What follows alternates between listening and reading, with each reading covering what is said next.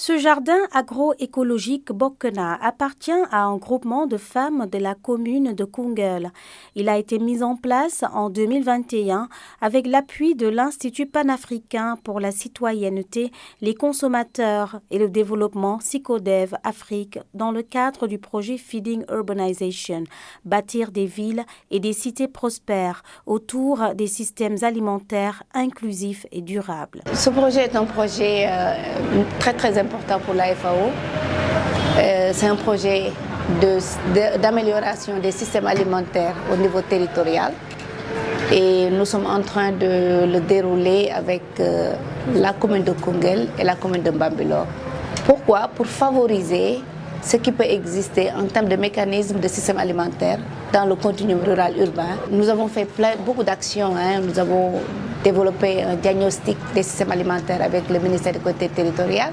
Et pour la démarche de mise en œuvre, nous sommes en partenariat avec Psychodev Afrique, avec ENDA Ecopop, avec l'ONG PAET.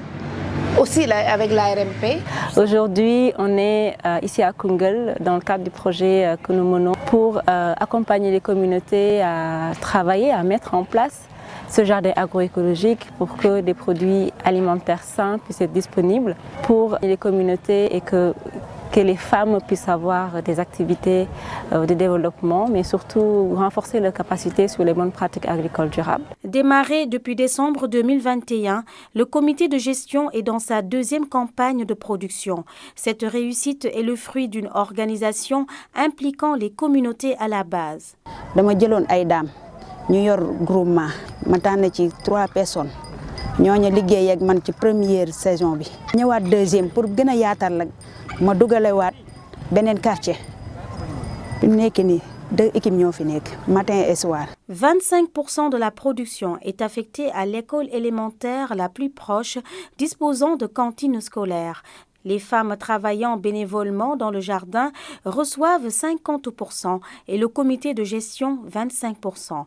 Cette répartition des quotas de la production du jardin a été effectuée par les communautés. Ce jardin agroécologique pilote, présent également à Bambilor, incite à la consommation locale et l'appropriation des produits issus de l'agroécologie dans les territoires. Un livret de recettes innovantes et nutritives à base de produits locaux accompagne ce projet inédit. C'est quand même un outil que Psychodev a préparé dans le cadre de notre partenariat, un outil innovant qui nous permet de valoriser nos produits locaux. Pourquoi? Parce que pour améliorer le système alimentaire, il faut travailler dans toutes les composantes qui concernent le système alimentaire. Des plats et des jus locaux à Koungheul et à Bambilor ont été revisités et améliorés. Il s'agit du roti nyambi, djen au ganar, du ngourban bourach, du tcheremboum dimb, du basenadio, de la salade de niébé, du tchakrimbok et des jus locaux à base de moringa, pastèque, corosol, goyave, bissap et baobab. On nous avait présenté le plat comme roti nyambi seulement. Après réflexion, on s'est dit que le roti nyambi est pauvre en nutriments. Qu'est-ce qui manquait sur le plat? C'est surtout des protéines. Il y avait des protéines d'origine végétale, mais ces protéines d'origine végétale étaient tellement faibles et ce n'étaient même pas des protéines d'excellente qualité. Maintenant, on a choisi de mettre des protéines d'origine animale pour compléter les protéines d'origine végétale qu'on avait. Quand on parle de Saloum Saloum, tout le monde connaît le ndimb. Donc, c'était un aliment que les gens avaient presque oublié. Donc, l'idée, au départ, c'était de choisir des plats identifiés par rapport aux communes. C'est partant de là qu'on a choisi le tchere ndimb. Mais on ne l'a pas choisi seul. On l'a choisi avec la population, c'est-à-dire tous les acteurs de la chaîne de transformation alimentaire. Quand j'ai vu la présentation dans un premier temps, j'ai été fière.